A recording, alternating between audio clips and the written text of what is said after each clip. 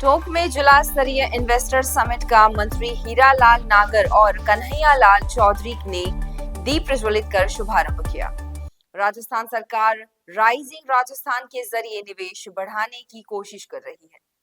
मंत्री कन्हैयालाल चौधरी ने कांग्रेस सरकार पर ईआरसीपी के जरिए निशाना साधते हुए गहलोत सरकार पर ईआरसीपी को लटकाने का आरोप लगाया। चौधरी ने कहा कि जल शक्ति मंत्री गजेंद्र सिंह शेखावत को बदनाम करने की कोशिश की है। आगामी 15 दिसंबर को प्रधानमंत्री ईआरसीपी का शिलान्यास करेंगे। कन्हैयालाल चौधरी ने कहा कि उद्योगों के लिए तरह तरह की एनओसी की जरूरत होती है। पानी को लेकर भी उद्योगों को एनओसी की जरूरत होती है।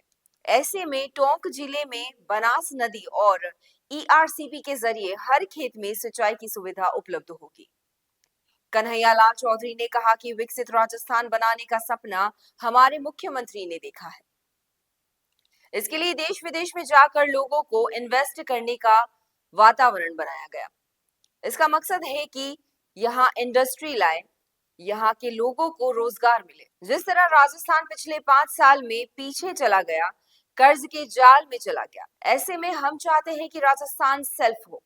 महाराष्ट्र, आंध्र प्रदेश, कर्नाटक की तरह उत्तर प्रदेश ने प्रोग्रेस की है। इसी तरह हम कोशिश कर रहे हैं कि उद्यमियों की सुविधा मिले। जिले में भी इंडस्ट्री की कमी है। हम चाहते हैं कि लोग यहाँ आए, उद्योग से यहाँ के लोगों को रोजगार मिले। मंत्री हीरालाल नागर ने बिजली को लेकर कांग्रेस पर निशाना साधा और गहलोत सरकार पर 5 साल में एक भी प्रोजेक्ट नहीं लगाने का आरोप लगाया। वहीं कहा कि गहलोत सरकार बिजली विभाग को घाटे में छोड़कर गई।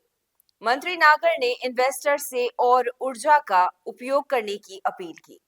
उन्होंने कहा कि टोंक में इंफ्रास्ट्रक्चर तैयार हो रहा है। जयपुर, कोटा, जबलपुर तक रोड कनेक्टिविटी है। एक 4 लेन स्वीकृत हुआ है। आगामी दिनों में इंफ्रास्ट्रक्चर तैयार हो जाएगा। टोंक के कृषि ऑडिटोरियम में इन्वेस्टर समिट का आयोजन हुआ।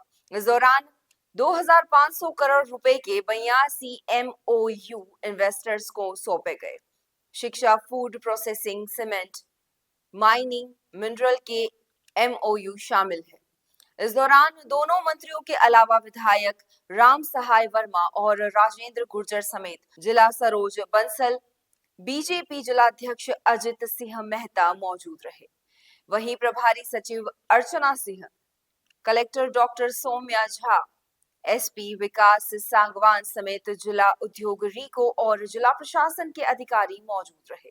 लड़ रहा है, कौन नहीं लड़ रहा है, इससे कोई मतलब नहीं होता। हमें अपनी पार्टी का आधार, संगठन के आधार पर हम चुनाव जीतते हैं, संगठन के आधार पर हम चुनाव लड़ते हैं, हमारी सरकार की उपलब्धियों के आधार पर हम चुनाव लड़े और उसकी वजह से हम जीते। आजकल बयान बड़े गर्म आ रहे हैं। हनुमान बेनीवाल ने अब बीजेपी के प्रदेश प्रभारी हैं राधा मोहन जी भी बयान दिया है कि जूते मार के बाहर भेज देंगे। देखिए, ऐसे जो राजनीति में लोग होते हैं और वो हल्का बोलने की उनका स्वभाव होता है।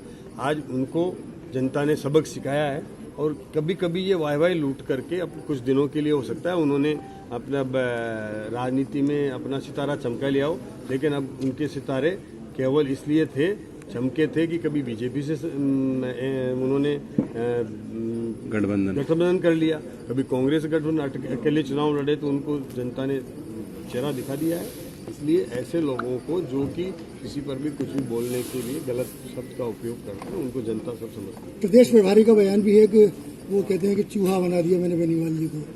देखिए, मैं बयान को कैसे लगे? प्रदेश प्रभारी जी की तो